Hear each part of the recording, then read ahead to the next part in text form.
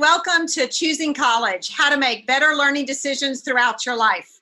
I'm your host, Lauren Thomas Tavel, the COO of Kaplan Test Prep. And in addition to being a professional in the education space, I'm also a parent of three who's looking at college in the not too distant future. As a matter of fact, I have a 15-year-old who's just getting started. So I can relate to many of you who are joining in. Tonight, we are joined by the author of Choosing College, Michael Horn. Michael is the author and co-author of multiple books, white papers, articles on education, including the award-winning book, Disrupting Class, How Disruptive Innovation Will Change the Way the World Learns, and the Amazon bestseller, Blended, Using Disruptive Innovation to Improve Schools. Michael, thank you so much for joining me tonight. I am super excited about talking to you about this particular subject. Can you provide a little bit more about your background for the audience? Yeah, absolutely. Well, first, thank you so much for having me. A big fan of Kaplan for many years and thrilled to be part of this. I got my start in the education world almost 15 years ago when I wrote a book with Clayton Christensen, the Harvard professor that you referenced, Disrupting Class. And then I started a nonprofit think tank focused on transforming education so every single student can build their passions and fulfill their potential. And I've been at this work for a long time. And then about 5 years ago, my life changed when I too entered the world of parenthood and had two twins who are now 5 years old. And now I've been seeing the education journey that I've been writing about through their eyes, which has been a heck of a lot of fun, and certainly weighed in as I was writing this book, Choosing College, because I kept imagining, what do I want their choices to look like, and how do I want them to think about this? Well, we have something in common there too, because I also have twins, which is really fun and certainly interesting. We could have a whole show just on that, I'm certain. But so let's talk about what you should expect for those of you who have joined in, just so you know kind of the run of show, so to speak. So over the next 45 minutes to an hour, we'll be discussing Michael's book, college, decision-making, and more. And I know we did a little bit of polling, so we have a lot of students in the audience, so we'll try to get to your questions if you have any. So if at any time you feel like, wow, I would like to ask Michael about this, just open up your chat, put it right in the chat screen, and we'll try to get to it. So why don't we go ahead and get started, Michael, with sort of students in mind. How did you decide to tackle such a big decision like choosing college? What drove you to author this book? This seems like a big topic. Yeah, it's a humongous topic, obviously, and it's an incredibly important one. It's never been more complicated to choose college.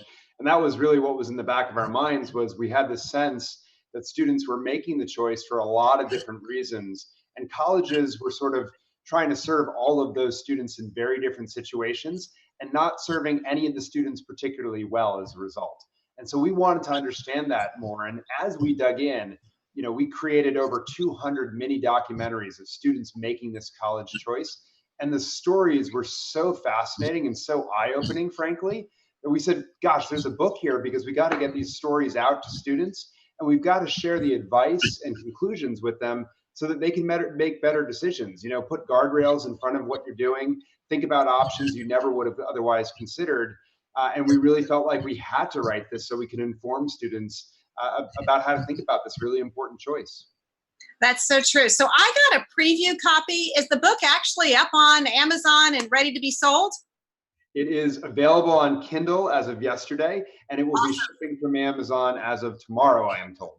Oh, that's great. That's great. Well, I'd strongly suggest reading it for anyone who's listening in. I really found it incredibly valuable. What I found interesting, though, as I waded into it, is the title is just a little deceiving. Many will see Choosing College and think that you're talking about, should I go to a state school or a private school or a large university or small? But what you're really talking about is something much broader than that. The way I interpreted it is it's about making the right learning choices for myself and really for the rest of my life, not just about college, but almost taking a step back and then thinking about the motivations that I as a student would have about either choosing a particular college or going to college at all, taking a gap year or whatever. So can you talk a little bit about the choice of calling it Choosing College and how this is broader than just that? Yeah, absolutely. I mean, you're spot on with your question. There's a ton of books out there, a ton of resources, a ton of rankings lists, quite frankly, all about how to get in, how to prioritize your choices, all about the process of getting in.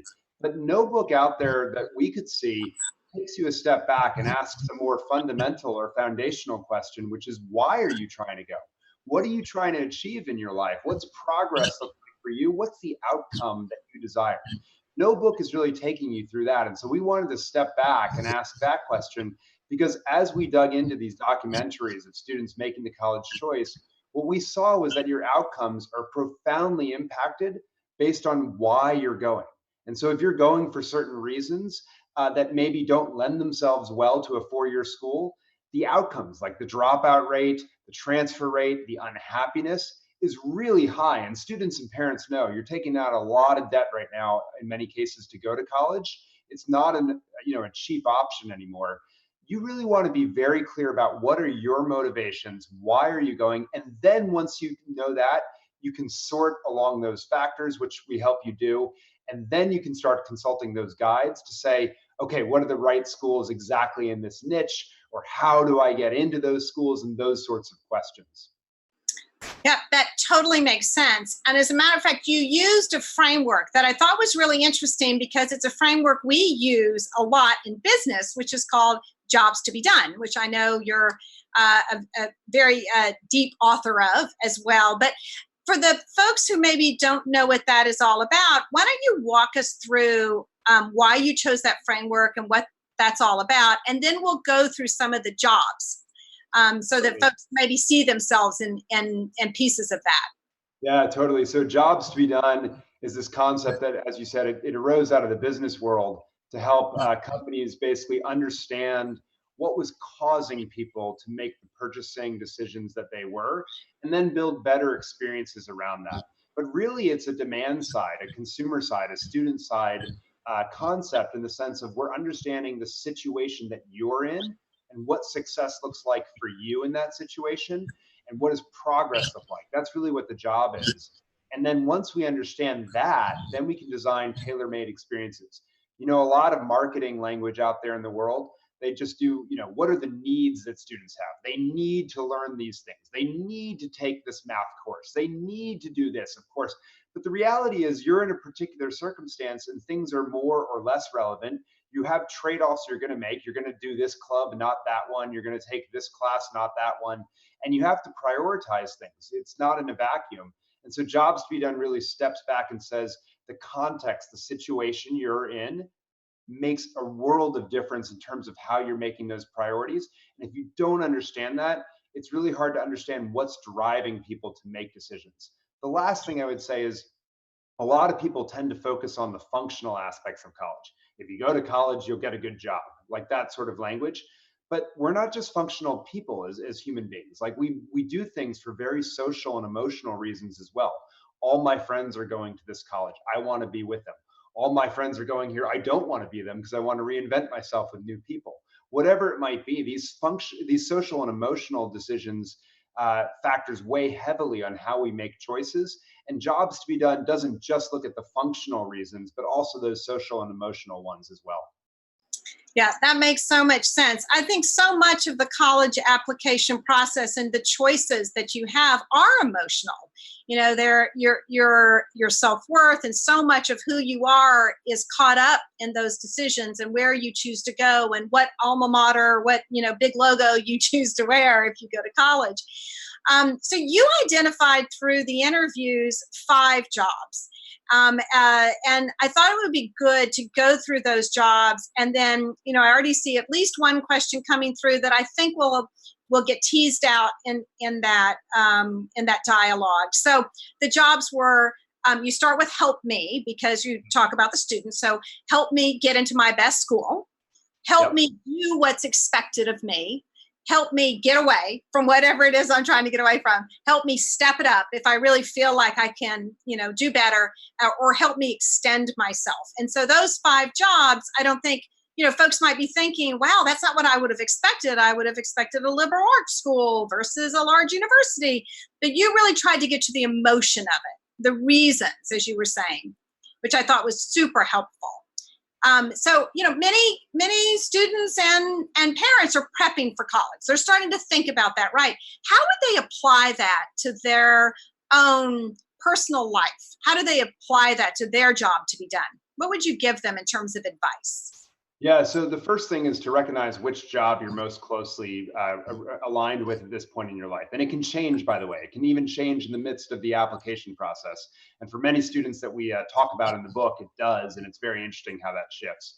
But the key is to figure out, if you're all about getting into my best school because you feel like you want the classic college experience, you want the prestige, you want the reputation, you want to reinvent yourself with new people, then that's really important, because then it begs a certain set of questions that you should be asking about what does best mean for you, not according to the US News and World Report rankings or Wall Street Journal rankings, but for you right now. And you ought to be thinking about the purpose of the school, the people that you're going to encounter, the geography of it. Is it close? Is it far? Is it in a city? Is it in a rural area? And start to really understand what are those drivers that make it the best fit for you. And until you've done that, it's really hard to choose. You're just sort of shooting into the dark of, well, these are the top 10 schools on the list, so I guess I might as well apply. Similarly, help me do what's expected of me. If you're not super excited about this process, you're going along to get along because someone in your life told you that you ought to go to college. Your parents said, this is what you're going to do. It's the next logical step in your life. Your guidance counselor said, well, of course you're applying to college once you graduate. It actually turns out that's not a great reason to go to a 4-year school and pay a lot of money, and that we see huge dropout and transfer rates and rampant dissatisfaction with the experience. And so knowing that starts to give you guardrails and things that you ought to think about as you're making this choice, quite frankly. And so that's sort of how we think about it, is that if you can situate yourself in that job, sure, you're going to get more specific once you dig into it. And the book hints a little bit at that, but doesn't go fully into it. But it starts you down that path to saying, these are the guardrails, don't do this. And these are the ways you can broaden your options so you can come up with the best fit. Ultimately, what we want is students not to feel like that they hope that the college of their dreams chooses them, but that they're choosing the school for them. Sense. And I love the idea of know thyself, and you really drive that home, how important it is to not look at the rankings but really know what's important to you and what drives you. And these little pushes and pulls, the circumstances of life that you talk about that either push you in one direction or another. What advice could you give on helping a student really uncover that? You have a couple of really good examples in the book, but I'm wondering if there are 2 or 3 things that you think, here's what I would do. I would be thinking about, and then what would those be? Fill in the blanks. No, it's a great point. So, I would be thinking about what is pushing you in your current situation to move on to college, right? One of them is probably, well, high school is ending. I got to do something else, right? So that's real. But then is it career oriented? Do you know what you want to do, right? And it's the allure of that that's pulling you in. Is it something about your friends that's really exciting you? Are you running away from something, frankly? A lot of students we talked to, the Help Me Get Away job, they were getting out of their town. It was all about getting away from mom and dad. It was all about getting away from a really bad situation in the town, in the job, part-time job that they had held. Whatever it was, that was the motivation. And that starts to frame your options. And so what we really want people to do in each chapter, as you said, for each of the jobs, we identify the top 5 forces, if you will, these pushes and pulls. So you can sort of say like, yes, me, no, not really, no, not really, no, not really. Okay, that's probably not where I am right now, but I will tell you, you might switch. And so let me give one example. A lot of people start in the Help Me Get Into My Best School job. My co-author, Bob Mesta, did. He applied to Purdue University, was sure that's where he wanted to get into, wanted to be an engineer, had identified it, I would say, pretty correctly in terms of his mindset. And he didn't get in. And so all of a sudden, he didn't get into the University of Michigan either, which was his second choice. And then it was just the regional state university where he lived. And his parents were basically like, well, you're going. And he was totally unexcited. So here he was starting in the Help Me Get Into My Best School job. And then through the application process, he ended up at his safety school, which moved him into the Help Me Do What's Expected of Me. And he was totally apathetic about it, totally despised the first year of the experience. And you don't want to be there. And so as you're building your college list, knowing that you're in the help me get into my best school job, figure out what is it about those schools that makes it your best, and then broaden your options so that the safety school that you're applying to isn't one that you're just going to apply to because, gosh, I need something I'm going to go to, but it's something you're applying to because you're genuinely excited. Like if I ended up there, no, it wasn't my first choice, but I would still be really excited. Yeah, I think most of our students at Kaplan Test Prep, I would I would say fit in that first category of help me get into my best school. They're ambitious students and they really want to do their best and they're looking at those top 10 schools, etc. And as I was reading your book, I could so relate to it as a parent because that's what you hope for or that's what I hope. Maybe not everybody, but that's what I hope for my children. And yet I didn't want to become the parent who was like getting them into the second category of expectations. So, I was trying to think, how would I support my child if they don't get into the school of their choice? So what would be the best way for a parent to support their son or daughter who might not get into that school that they had hoped for? Yeah, that dream school, and then you fall crestfallen. I think it starts earlier in the process, backing up as a parent and a student, and having the conversation to figure out, okay, why is that your best school? What is it about that? What's about the allure of it that's really intriguing you? And I'll give an example. Say you visit two schools, you fall in love with one and not the other. One was in a city and it's small. The other was large and it was rural. Was it that it was a city, or was it that it was small that excited you? Okay, that's maybe your dream school. We'll put that at the top of the list. But now let's go visit a school that's in a city, but that's big. And let's see, do you like that? Or is it something else that's driving you? Like start to ask these questions where you're forced to make trade-offs to figure out what exactly is it that's actually drawing you to this. And then once you have a sense of that, then start going on your college visits that you've already sorted by those criteria so that what you're putting on the list of applying to, none of them are schools that you're like, oh my God, I would never go there except if I have to, right? Now, that having been said, if you're sitting there as a senior, maybe you've already sort of made this list and you're like, oh boy, I made the mistake. It's okay. Like if you don't get into your dream schools and you end up in this category of help me do what's expected of me and you're not super excited about the choices you have, I would say fight to take a gap year or do something different with that year and then reapply to some place that you're excited about. And as a parent, I would say help your child see that that's a really actually great option. And it's something that I think far too few people, and this was a conclusion I came through in the book, was far too few people are taking a gap year. And by gap year, I don't mean just like backpacking around Europe and sort of having the time of your life before you get serious. I mean, like take a series of experiences, work a few jobs, work a few internships, take an apprenticeship, take a few online courses, go to a coding boot camp for 90 days.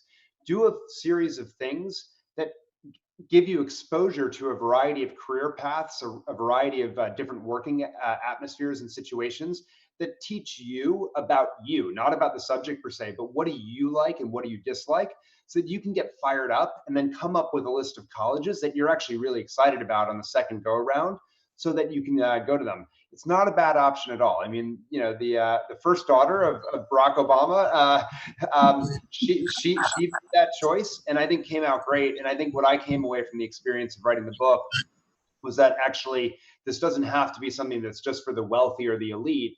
You can do a gap year in a way that actually makes you money, so that you're actually doing something that costs less than a first year of college would, gaining you a heck of a lot of information about yourself. And the research is actually extremely clear on this, that students who take a gap year before they go to college, they do better in college than those who don't. And so I think that's a huge recommendation that came out of this. My wife, when I said this, she said, really, you had to write a book to figure this out? But I did, because it wasn't intuitive to me. Look, I was in the help me get into my best school job. That was how I framed everything. I was on the rat race, just trying to get into the best. And I really think in retrospect, this gap year option is a really powerful one.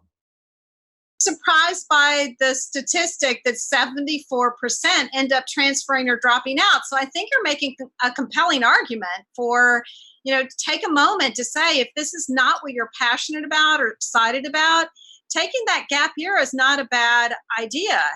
And I love that in the book, you gave some very practical advice as to what to do during that gap year. And I think you talked a little bit about that, but even this idea of gap bursts, Yep. any other advice even for parents on how to frame that out for their child?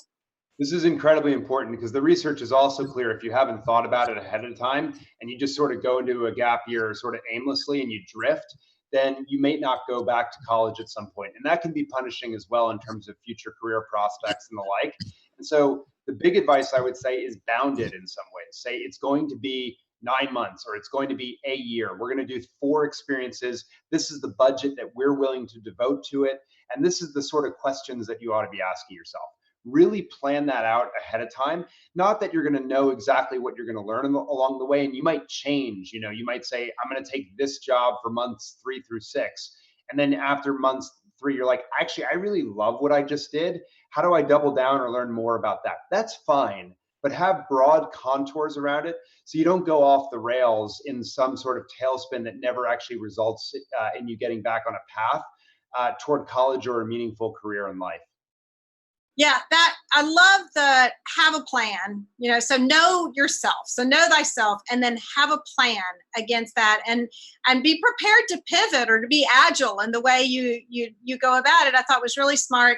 And then having a financial plan against that sort of, so that you're not just wandering aimlessly, that you have a plan against it.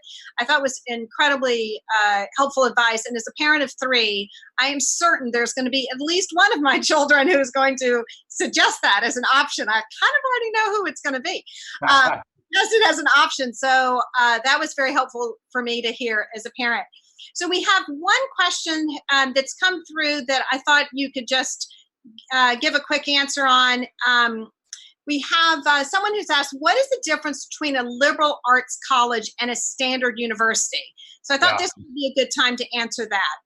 Yeah, it's a great question. And I often think that this is education speak and not speak the way students think about these questions. But typically, when we say a liberal arts college, not always, but typically we're referring to a smaller school that focuses more on a mix of the humanities with some sciences blended in. It's a smaller community, often, not always, but often in rural areas. It could be even like fewer than 2,000 students on the campus in many cases. And the professors there are doing a heck of a lot less research than they are at other universities. They're really there focused on teaching generally. If you talk about a standard university, there's a huge range of what that means, but typically the word university implies that the professors are doing research and that there are master's and PhD doctoral students on the campus, not just undergraduate students. And so some of these universities, students love that because they get to mix with all sorts of people in all sorts of stages of their career. They get to do research as undergrads and get all sorts of experiences. They tend to have better football teams as well. And so if sports or something like that is a big part of what you're aiming for, that could be an exciting piece of it. But there's a little less emphasis on the undergraduate teaching experience, where liberal arts colleges might really think about that a little bit more deeply, if you will. A broad brush stereotype, but that's sort of how these things sort of break down. And that's why I think it's so important up front to, if you're trying to go to get into the best school you can, that's a really important distinction. A university is going to be a very different context and a very different feel from one that's a liberal arts campus, maybe tucked away in the woods somewhere with just a small group of students. You want to be really mindful of that. If you've come from a large high school, maybe you're looking to escape that sort of situation and you want that small feel. But conversely, you might say, gosh, to go to a small feel is going to feel really weird. I can't imagine it. You can imagine a lot of different permutations of that, but I think it's really important to test that out and see how you'll feel, because a lot of students often say it was too small when they go to a liberal arts college, or the opposite when they go to university. They say, I just felt lost. I was just a number among many people. And that it's sort of your vibe, right? It's where you are in the circumstance and what you want right now. Makes sense. So we had another question come through that about gap years. So if you're taking a gap year, how about all these standardized tests? Do I retake them? Will colleges be willing to take them later after my gap year? You give some advice on that, Michael? Yeah, absolutely. I mean, the answer on the standardized tests is that they tend to matter less the further you get out from high school. So, colleges that see you having done a gap year tend to look at the experiences you've had and the essays you're going to write about them and what you've learned from them. And then, if you get recommendations from mentors along the way in that gap year, they're going to tend to look at that way more than they would just from your traditional high school experience. Because what they really want to know is, have you developed a passion and purpose in this year off, such that if you come into my school, pretending I'm an admissions officer for a second, if you come into my school, are you going to be fired up and ready to go and just ready to take advantage of everything my campus has to offer? And if the answer seems to be yes to that, I conclude you're a good fit for this school, then they may be willing to overlook some of those test scores and other traditional indicators, because they're going to say, well, there's been a year of growth. Of course, this person has changed. Maybe before they didn't have the motivation. Now there's a fire lit under them. I'm more excited to take them in. And as I said earlier, the research is extremely clear. If you hold everything consistent among students, so you say same student or two students who have the exact same SAT or ACT scores, they have the exact same GPA, they have the exact same economic situation, exact same race, and so forth. Students who have taken a gap year tend to do better in college than those who haven't, because they've built up that passion, that reason for going in a way that a lot of students haven't. And so that's sort of the first part of the answer. I think there's no problem with retaking the SAT or the ACT. You won't get penalized for it, just like you don't get penalized for taking it multiple times right now at most schools. And so there's no harm in doing that if you feel like it'll give you an extra leg up. But I also don't think it's quite the same calculus that the college is looking at you will be making. Makes sense. What I also found interesting about the book is, as I was reading it as a parent, I was thinking, well, this is, about my child and getting my child into a great college, or having my child read it to think about it for himself. But then I realized it's really about lifelong learning. It's about each one of us finding educational opportunities and outlets for ourselves. And I found myself seeing myself in the book throughout on the, step up or extend myself. And so, can you talk about someone who maybe is not 18 years old and looking at colleges, and how they might think about this framework for their own personal lifelong learning capacity or approach? Yeah, totally. So you're spot on, which is that this book obviously speaks to the 17 to 19-year-old student who's coming out of high school and making this decision. But we also interviewed students all the way up to age 60 who are embarking on a learning journey. And so I think there's a couple ways to cut at that. One, if you're a parent listening to this right now, I would say you will see yourself in this book and you will say, oh my goodness, I'm facing this decision right now. So not only is it a book to help your child, it's a book actually to help you navigate your own life. The second thing I would say is, if you're a student listening to this right now, tell your parent to get it, because not only are they going to be able to use your language to talk about the college choice and better communicate with you, they might actually, your mom or dad might actually help themselves out a little bit more, and you can sort of throw it back at them and say, hey, I think you actually ought to think about this as well. And then the third thing I would say to students who are listening to this right now, one of the big takeaways I hope you come away with in the book is that, a generation or two ago, you sort of did high school, you might go to college, and that was sort of the end of your learning journey as we thought about it. You might do a couple courses here or there, but really that was it for most of us. The reality right now is that technological change is so rapid. There's so much automation, artificial intelligence, all sorts of things coming in, globalization, and so forth, that jobs are just changing constantly in the workforce. And the reality is, you're not just going to go to college and that's going to be it for the rest of your career. You're never going to have to learn again in a formal education setting. It's just not the reality. You're going to have to be constantly investing in yourself and learning. And so, what I hope you take away from it, at this level as well, is that as you enter whatever the next step in your education journey is, it is a step in that journey. It is not the end or the destination. You will continue to invest in yourself and learn, probably on a continuous basis, at minimum every couple years. And so you might even think about this college thing as, it doesn't have to be 4 years right away, because I'm going to be going on it constantly and constantly leveling up throughout my career. And that hopefully opens up a lot more options that you can think about, because you don't have to be the best from your class to get into the top school, because frankly, you're going to have a lot more cracks at it. And it's not about just the ladder, It's about the pathway that's right for you. And your pathway, I guarantee it, is going to diverge from almost every single person in your high school class at some point. And when it does, you want to be able to personalize it for your needs and your circumstances, not living your life through someone else's prism of what you ought to be doing. I think it's such good advice, and it is so true. I can tell you from my own personal experience, the idea of constantly retooling and creating more adaptability as an executive, because you're constantly having to learn and shift, is just so important. So it takes a little bit of the pressure off of just this college experience, because you know that you have many more opportunities to learn and grow and develop. So I think that's just unbelievably great advice. There are a couple more questions coming in that I want to get to, Michael.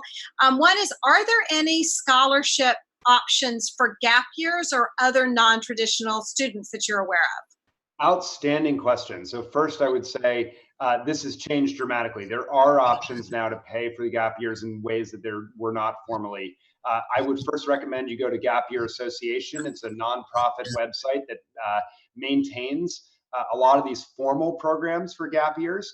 Check that out, because they give a lot of information around scholarships and financial aid for the gap year that allow you to afford it. We're starting to see programs like Global Citizen Year, Winterline, and so forth, not only offer their own financial aid, but try to actually partner with colleges to be able to offer some of this financial aid through the college's budget as well. You're seeing universities like Princeton offer bridge programs, they call them. And so I think you're going to see a lot of changes in the next couple of years, where colleges are almost scrambling to figure out a way to give financial aid for the gap year. I think the big groundbreaker is going to come. I don't know if it's going to happen right away, but in the next couple of years, where I predict that some colleges will actually start to give you college credit for what you've learned during the gap year experience, and almost make it like a course that you have based on the experiences you have, not sitting in a lecture hall with 300 other students. That'll be a true game changer, because then you'll be getting credit and the financial aid. That'll be a double a bonus in terms of reducing the cost. Plus, again, you could be working jobs during that gap year in a way that you can't when you're in college. So you could be earning money while you're having that experience. And I don't think the gap year has to be international. I think there's a lot of people out there that think gap year means international. Great experience if you can afford it, if you can make that time. I personally don't think it has to be. There's a lot to learn in a lot of different communities around this country. We don't know each other very well in this country today. And so to have that opportunity just to go a few towns over, a few cities over, even work a job, take a couple courses, find some mentors, I think that's something that you ought to explore as well. And there are an increasing number of programs that figure out ways to help you finance that. Yeah, what a great idea, having credit for the gap year. I think that's a great idea. I'm hoping that someone is listening who can make that happen. That'd be awesome. Let's see, a couple more questions. What is more important, the environment of the college or the strength of the program the school offers that somebody might be interested in? And what tips would you give for narrowing a list of potential colleges?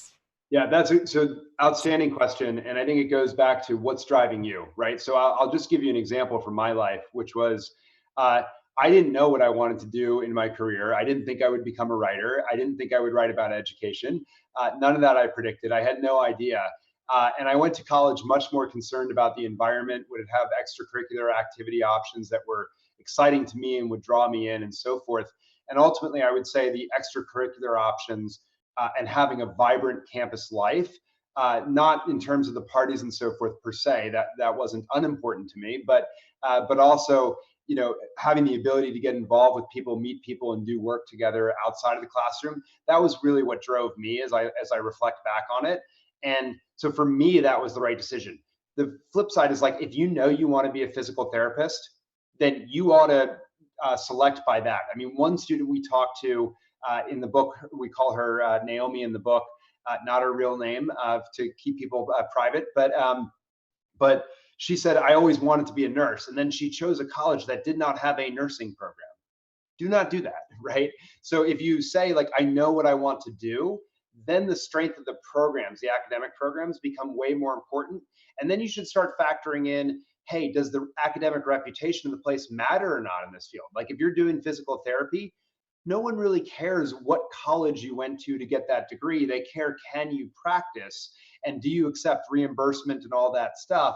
And so it changes your set of decisions where you can start saying, well, hey, I want the most affordable, convenient option for physical therapy, say, and giving an example, and select around that. So it's really important to spend some time knowing thyself and really thinking about what turns you on. And in the book, we give this 7-petal diagram for those of you in the Help Me Get Into My Best School Job, where we basically say, figure out which of these fields are important to you along the dimensions of people, geography, the purpose of the school, the extracurricular activities, the academics, the campus life, and then the size of the school, whether it's big, small, medium, etc.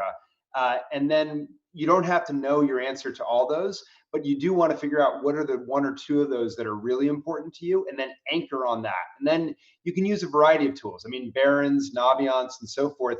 You can start to sort then for that factor and start to find out a whole bunch of schools you never would have thought of.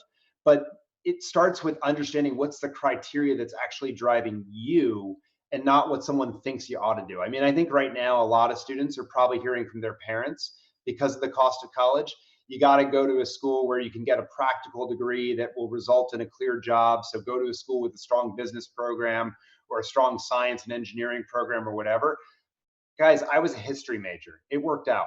The key is, in my mind, is just be clear about what is driving you and then select around that, rather than the other way around.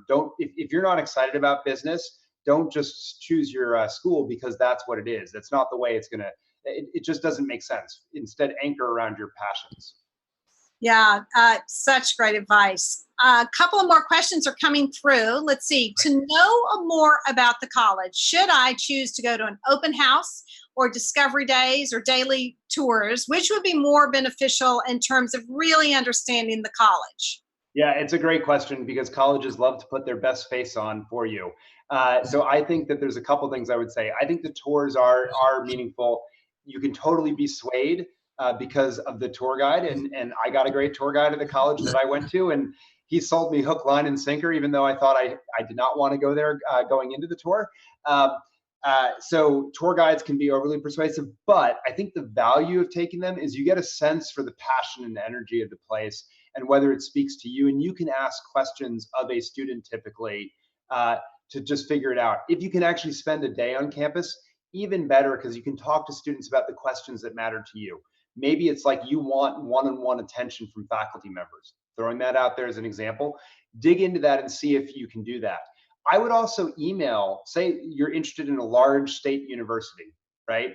Flagship university. You're interested in UT Austin, just to throw one out there. But you also are kind of curious, will the professors even know my name and spend time with me?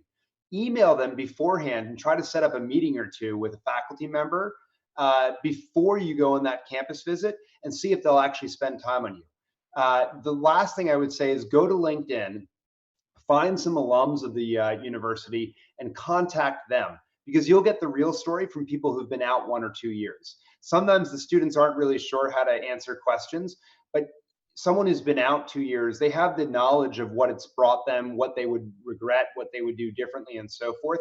I think that's a tremendous thing to do. The last thing I would say is if you can find someone who dropped out of the college, a lot harder to do, but if you can, I think that would be super instructive as well, because you want to ask, what did you hate about this? What didn't work for you? Just so you go in with the eyes wide open. And you might say, that doesn't apply to me at all. And that's great, because then you know that the worries that might derail someone else, maybe not things that are going to affect you. And so that's sort of the process I would go. If you said, what's the most important thing?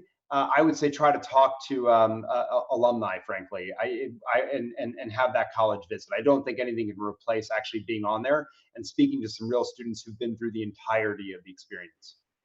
Yeah, I think you're right. I think in the book, you did such a nice job of laying out, do I want to be in a city, or do I want to be in a, college town? Do I want to that? I thought that was hugely valuable because you could go through and almost make up a matrix. But I think you're right. Talking to someone who's gone through the university, out in the work world, is also just a great lens, because it's sort of retro, and that's super helpful to try to determine whether you think you're going to relate to this school or not in the long run. So I think that's super good advice. We have a couple of other questions. If you did average during your freshman year, and then you improved over time to do better in your junior years. Will colleges take that into effect as they look at the entire high school GPA, or do they just hone in on your last 2 years? What do you find from an admissions perspective? Great question. So it depends on the college, to be totally honest, because certain schools, they're getting so many applications in that they just have to look at the number and they move on, right? And so there's certain cuts and they just make the decision. Smaller schools that are really trying to find the right fit of the class and how they'll work together, they will look at that upward trajectory and they will make conclusions about it. And you can even write about it in a way, or have one of your recommendations write about it in a way, sort of talk about the journey you've been on as an individual and bring that out in your application. And so I would say it's very school dependent. At a really large state university, they may not take that into account as much unless you get into, say, the top 5% of your state, and then you're guaranteed a slot in the school. In certain states like Texas or California, have these sorts of programs. But if that sort of describes you and you want to be looked as a whole person and understand your journey, then I might veer toward a school that has a smaller campus, smaller set of students applying, so that they can really hear your story and see if it's a good match for the type of campus that they're trying to build. A couple of times, Michael, you've talked about interviewing students, and I know you interviewed over 200, if I remember correctly. So you have these real life examples that help illustrate what you're talking about, which I thought was really fun to read about. And you could see yourself in each one of those students in a small way. So I thought that was very helpful and valuable. What were some of your personal takeaways from all of the interactions and all the interviews you had that went into the book? What were some of your big takeaways? Yeah, so I'll maybe stepping back from a couple of big takeaways, but for this audience in particular, I think one of my takeaways is how little we know when we're applying. And so if you read like the newspaper, the New York Times or the Washington Post or something like that, they sort of say students are all going for X reason. And then you might feel like, oh my God, I'm weird if I don't have, my whole career path figured out, or I'm weird if I don't know X. And I would say I found quite the opposite. Like, students that we talked to felt very similar in some regards to what I felt like when I was a senior in high school, which is like, I didn't know what was next. The world was sort of opening up to me, and I was excited for that journey. And I would say there was a refreshing. Some people might call it naivete, but I would say more, it's like you don't know what you don't know, and so figure out ways to prototype the experience before you have it, if you can. And what I mean by prototype is like, how can you live that college for a day? Talk to those alums again, put yourself in their shoes, so you can really feel like this is what it would be like to be on campus. I'm excited. Try to avoid the show and tells when you can, and really be authentic in that experience. The second thing I would say, I've already said, but many more students I think ought to be taking a gap year than are. The third thing I would say is, don't be afraid to go on the path that others are not taking. You'll find in life that you differentiate yourself when you do things that are different from other people. And people find value in people not following the herd mentality and being like everyone else. The essence of strategy, once you're in the real world, is how can I differentiate myself from others around me so that my unique characteristics can really shine through and people can see value in me.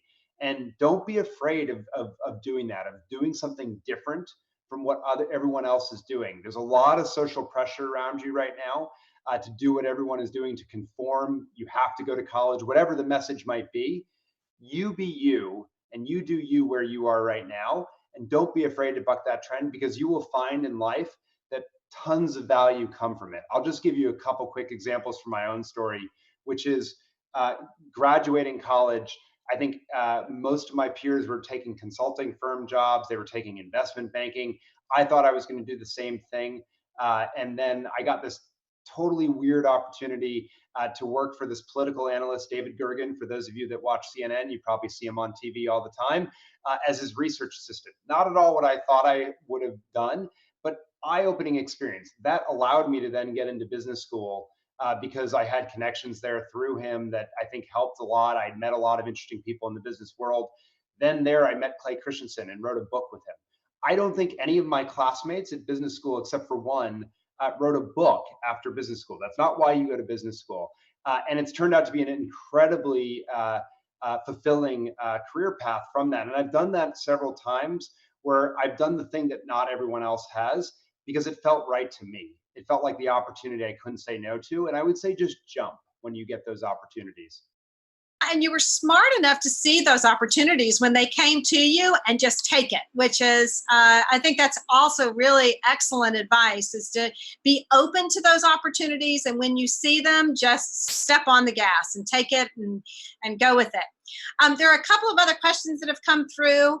One on grad school. So if you know you want to go to grad school, is it important to get your bachelor's at a university with a grad school versus a college that focuses on undergrads?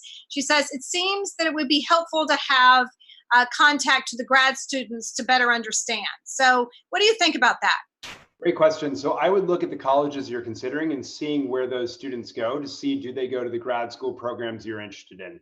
Very easy now to ask that question in the universities or the colleges you're considering. And I would just ask them point blank, hey, do graduates of your school go to do this? You'd be surprised how much information you can get when you just ask. To guarantee that. The macro thing I would say is there's no question that graduate schools are accepting those students from colleges that don't have those research or graduate students around.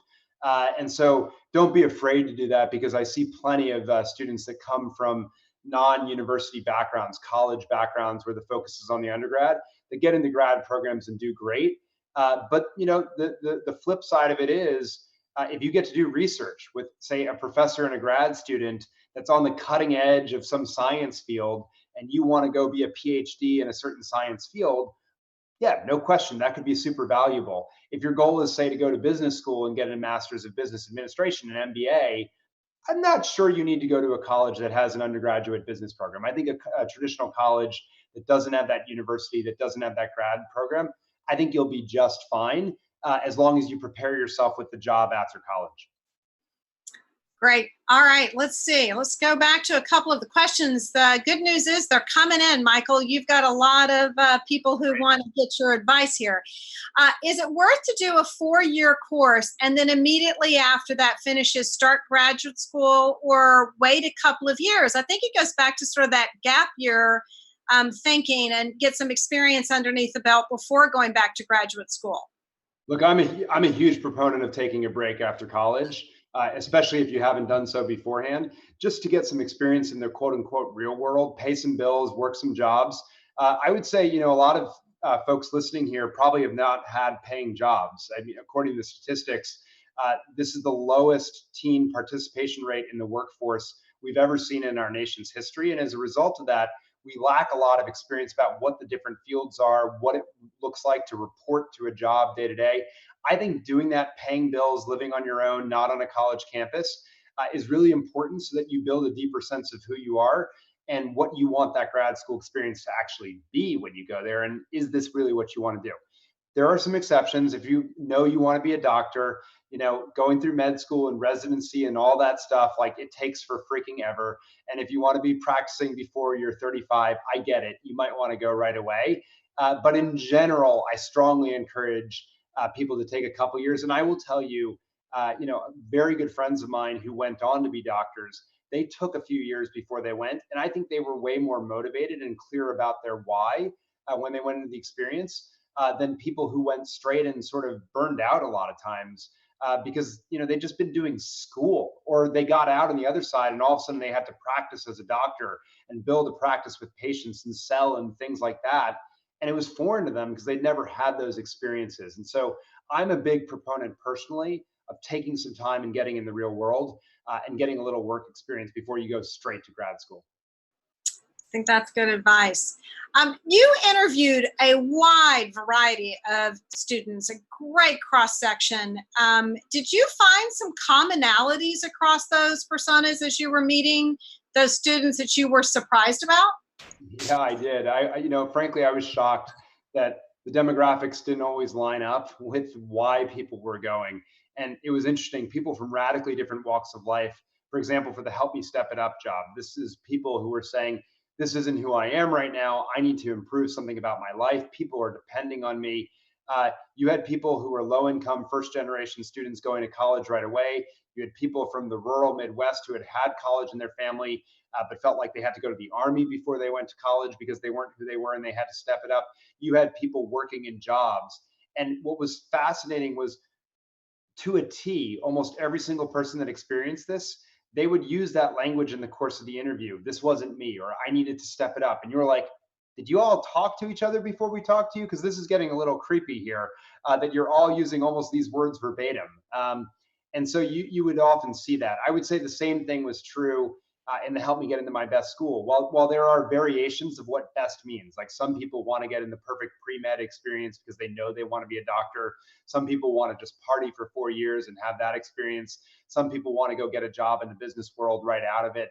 Whatever it is, whatever your version of best is, people would just say, well, it was the next thing I to do after high school. I knew high school was ending. This was the next logical step. And they would almost all use language like that, just striking no matter where they were from. And it didn't matter whether you were the first in your family to go to college, or you were the or you know, you were the fifth generation at a certain school and just a legacy student. That sort of language you heard over and over again, which was really interesting. It sort of binds us in interesting ways across the culture and society in ways that I think people might be surprised by. Yeah, no, I don't know that I would have said that that would have been the case. So that is, it's good to hear those commonalities, and you just know the jobs to be done then are similar, and it's this works. That's great. So, we'll see a couple of other thoughts. Thoughts about double majoring. Is it worth it? Yeah, it depends, I think. It depends what your goal is. If you're trying to get into grad school afterwards, I'm sure a double major can look really attractive. If you're trying to position yourself for the work world, I don't know how much you obviously hire a lot of people. I'd be curious what your reaction is. I'm not sure that I would jump over head over heels because of the double major. I would more want to know what you got out of it and the experiences you had. And frankly, I'm personally more impressed with people who went super deep in a club or an activity or built something that really stands out.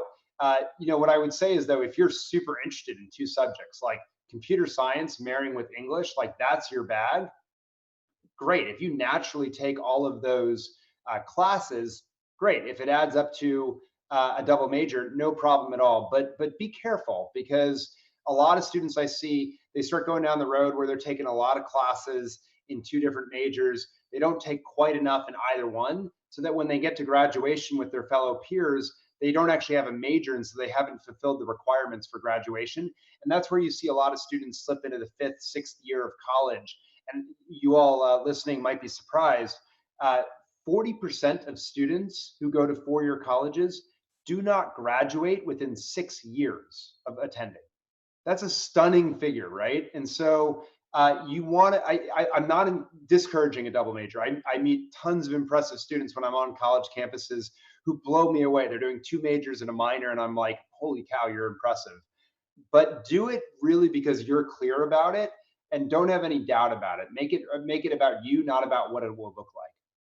Yeah, makes sense. So we have another comment in chat that I think is pretty interesting. It says, "No offense, but teen or gap year jobs today don't pay very much, let alone tuition." So this person says, "My parents talk about their summer jobs that paid for the next year of school, but it's shocking to see the disparity now." So it feels like something very generational. What are your thoughts on how expensive all of this has gotten? Yeah, so let me take it on two ways. One, I would not be working a job thinking that it's going to pay for college. That's not the purpose of doing it. The purpose is the skill sets that you learn around interacting with people, around what a workplace is like. Trust me, when I taught tennis for 5 summers in a row, I did not earn enough money to pay for much at all.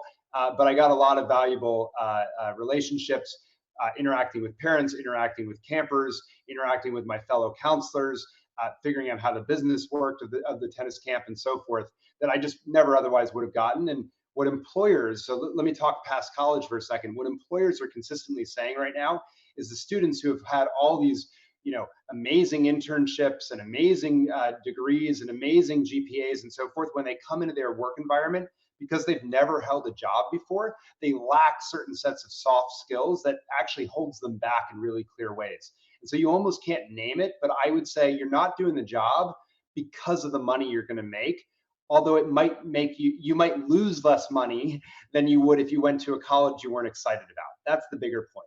Because here's the reality: college is so expensive now that a lot of people take out debt for it, and which is fine. That can be a good investment if you graduate. But if you're in that 40% category I talked about earlier that's not graduating within 6 years, that debt is going to be crippling because you're not going to get the wage bumps from graduating college that you otherwise would have gotten, and it's just going to be brutal for your future prospects, and you don't want to be in that group. And so it's way more important to learn about yourself, invest in yourself, so that you know what you're doing.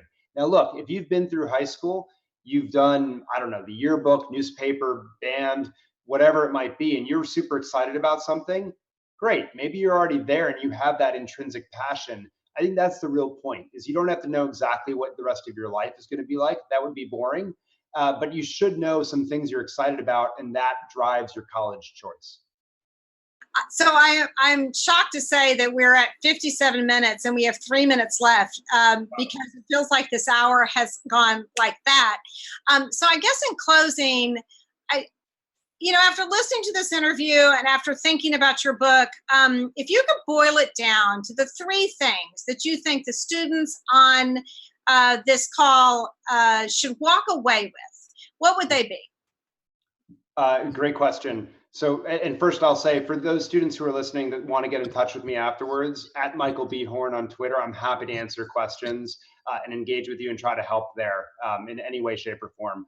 But to answer the question, I would take a step back from just sort of the process of getting in.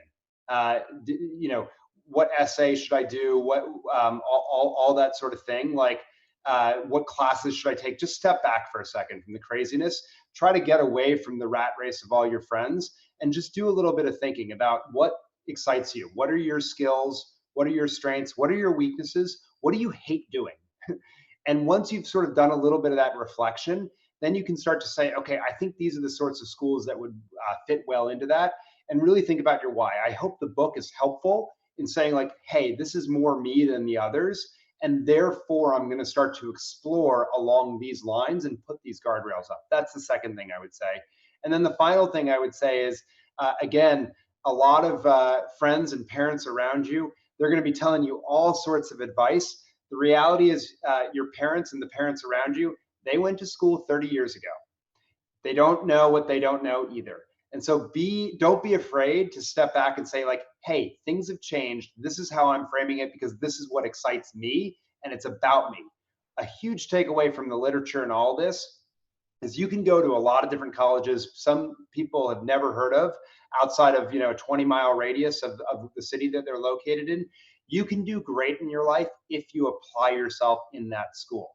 It's far less important what school that you go to, far more important how you do once you are there. And so go to a place that you're excited about being there, not because of the name, but because of the experience you're going to have, and apply yourself. Really dig into it, make friends, make connections, do well in the programs, academics, courses you take, and you will be fine. I think that is the perfect note to end on, because it is so true. We have all lived through it and we are fine. That's the good news. So, Michael, I cannot tell you how much I appreciate you being with us. The book is Choosing College. It is a great read. It's an easy read. And Michael, give your Twitter one more time so that people can reach out to you. Yeah, absolutely. It's at Michael B. Horn, or you can go to michaelbhorn.com and send me an email through that as well. Perfect. All right. So thank you, everyone, for joining us. We appreciate the fact that you were here, and I hope you learned a lot.